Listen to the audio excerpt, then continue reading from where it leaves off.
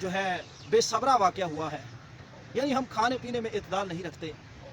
खाने पीने की बेइत्दाली ऐसा मौजू है कि जिसकी वजह से मैं पूरे वसूख से कह सकता हूँ कि सबसे ज़्यादा बीमारी खाने पीने की बेइत्दाली की वजह से आती है।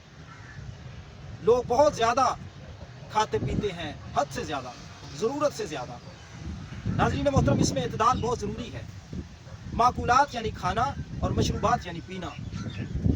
बाज़ लोगों का ये ख्याल है कि पानी इंसान को बहुत ज़्यादा पीना चाहिए ताकि गुर्दे वाश रहें, इंसान सेहतमंद रहे। हालांकि ये कॉन्सेप्ट बिल्कुल गलत है।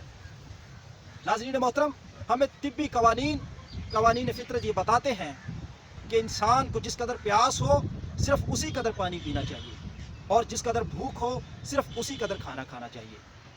क्योंकि जो मैदे का एक टेम्परेचर है, वो टेम्परेचर को बैलेंस रहना चाहिए। ये नहीं है कि आप पानी पे पानी पीते चले जाएं और मैदे का टेम्परेचर जो है वो गिर जाए और वो ग़ज़ा को हज़म करने से कासर हो जाए। नाज़रीन मोहतरम, इसी तरह हवा व रोशनी है। हवा का जिस कदर इंसान का सांस लेने के लिए हवा का, ऑक्सीजन का होना बहुत ज़रूरी है, इसी तरह रोशनी का होना भी इंसान के लिए बहुत ज़रूरी है, इंसान की सेहत के लिए। हम देखते हैं कि वो लोग जो खुले घरों में रहते हैं, हवादार घरों में रहते हैं, रोशनीदार घरों में रहते हैं, वो ज़्यादा सेहतमंद हैं उन लोगों की निस्बत जो लोग तंग घरों में रहते हैं और ऐसे घरों में रहते हैं जो तारीक हैं, जो तंग हैं, जहाँ पे रोशनी का इंतज़ाम नहीं है, रोशनी नहीं पहुँचती, जहाँ पे हवा जो है वो ज़रूरत के मुताबिक नहीं पहुँचती। तो ये बहुत अहम इशू है, हवा व रोशनी। आज हम देखते हैं कि मगरिब के माशरे की तकलीद करते हुए हमारे जो साहिब हैसियत लोग हैं, उन्होंने भी तंग व तारीक कोठियाँ बनाना शुरू कर दी हैं, तंग घर बनाना शुरू कर दिए हैं। हालांकि मगरिब का जो माहौल और मौसम है वो हमारे माहौल और मौसम से बिल्कुल मुख्तलिफ है, लेकिन मगरबी तकलीद में हमने भी तंग व तारीक घर बनाना शुरू कर दिए हैं। यही वजह है कि बीमारी जो है इस अहम वजह से भी बहुत ज़्यादा बीमारी का दौरा है। ये भी एक बहुत बड़ा सबब है।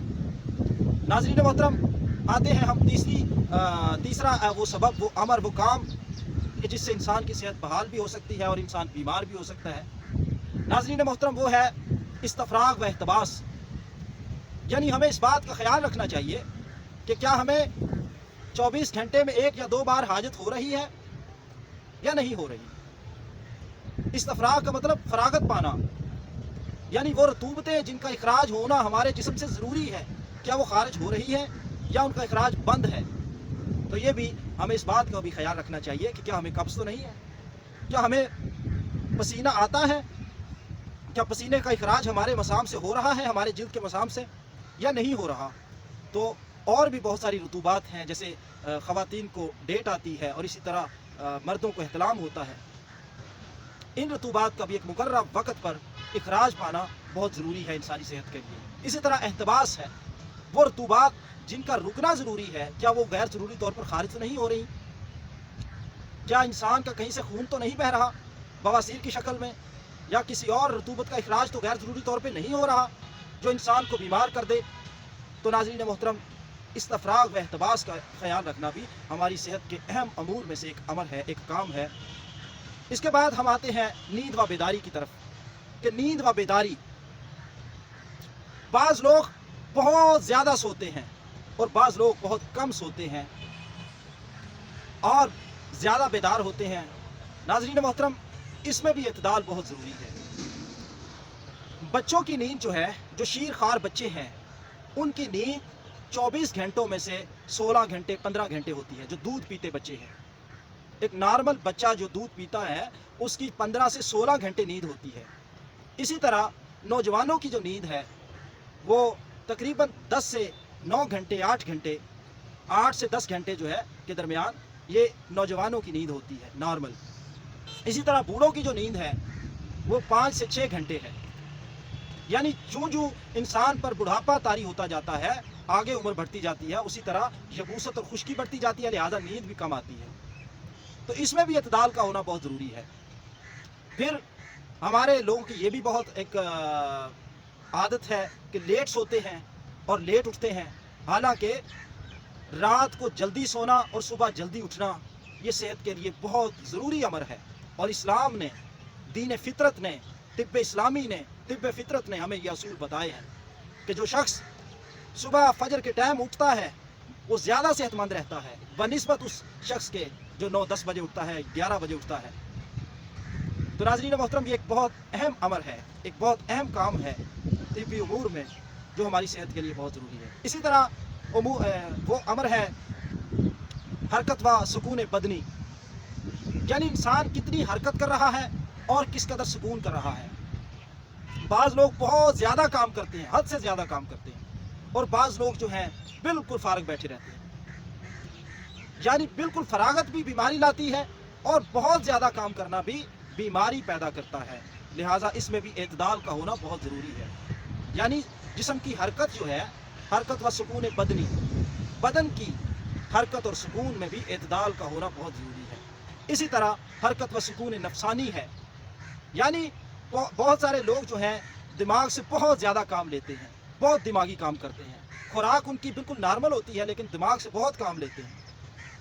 ایسے لوگ وقت سے پہلے بیماریوں کا شکار ہو جاتے ہیں، شوگر کا شکار ہو جاتے ہیں۔ اور کچھ لوگ ہوتے ہیں جو دماغ کو بالکل دماغ سے کام ہی نہیں لیتے۔ تو ناظرین محترم، اس میں بھی اعتدال کا ہونا بہت ضروری ہے۔ ہم دماغ سے کام اس قدر لیں جس قدر ہماری صحت بحال رہ سکے، اس قدر لینے سے۔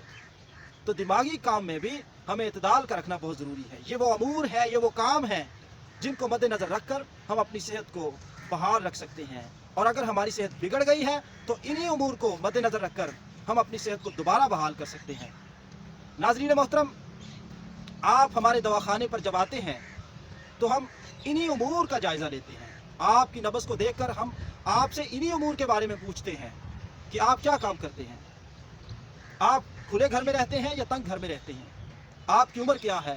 یہ سوالات ایک طبیب ذاتی سوالات جو کرتا ہے وہ انہی امور کا جائزہ لینے کے لیے کرتا ہے، تاکہ وہ پرکھ سکے کہ جو مریض میرے پاس آیا ہے کیا وہ تندور پہ کام کرتا ہے یا وہ کسی برف خانے پہ کام کرتا ہے، کیونکہ تندور پہ کام کرنے والے مریض کا مزاج اور ہوگا، برف خانے پر کام کرنے والے مریض کا مزاج اور ہوگا۔ تو یہ امور ہیں جن کو مد نظر رکھ کر ہم آپ کا علاج کرتے ہیں۔ سائنٹیفک طریقہ ہے، قدرتی امر ہے، قدرتی طریقہ ہے۔ ناظرین محترم، آئیں، آپ کے دیش کا اپنا دیسی طریقہ علاج، اس کو اپنائیں اور صحت مند زندگی پائیں۔ یہ وہ طریقہ علاج ہے جو نہ صرف آپ کے دیش کا دیسی طریقہ علاج ہے بلکہ طب اسلامی کی آمیزش بھی اس میں موجود ہے۔ یہ طب اسلامی ہے، یاد رکھیں، دین اسلام دین فطرت ہے اور طب اسلامی طب فطرت ہے، اور فطرت پر رہنا ہی انسان کی صحت کا ضامن ہے۔ اور جو شخص فطرت سے بغاوت کرے گا، فطرت اس بغاوت کی سزا اسے ضرور دے گی، بیماری کی شکل میں۔ ناظرین محترم، آؤ فطرت کی طرف واپس آؤ، آپ کی صحت بحال ہو سکتی ہے۔ کیوں بھٹکتے ہو جگہ جگہ پہ لوگوں کو جا کر اپنے دکھ سناتے ہو؟ آؤ فطرت کی طرف واپس، فطری زندگی کی طرف واپس آؤ، نیچرل غذاؤں کی طرف واپس آؤ، نیچرل علاج کی طرف واپس آؤ، ہربل لائف کی طرف واپس آؤ، وہ لائف جو ہمارے آباء و اجداد نے جس لائف کو اپنایا۔ اور آپ دیکھ سکتے ہیں کہ ہمارے آباء و اجداد، ہمارے بزرگ، ہمارے اکابرین کس قدر شاندار زندگیاں گزار کر اس دنیا سے گئے، لیکن آج ہم ہیں کہ بیماریوں میں گھرے ہوئے ہیں۔ اس کی وجہ یہ ہے کہ وہ لوگ فطرت کے پابند تھے اور ہم لوگ فطرت کے باغی ہو گئے ہیں۔ یہی وجہ ہے کہ آج ہم بیماریوں میں گھر چکے ہیں، ہمارا معاشرہ بیماریوں کے دلدل میں پھنس چکا ہے، اور اس دلدل سے نکالنے والا مسیحا کوئی نہیں ہے۔ ناظرین محترم، یہ آواز حق کی آواز ہے، اور میں دعوت دیتا ہوں اپنے تمام دیکھنے والوں کو کہ آؤ اور دیکھو کہ طب اسلامی کس قدر پر اثر ہے، کس قدر بہترین ہے۔ ناظرین محترم، میں اسی کے ساتھ اجازت چاہوں گا۔ والسلام۔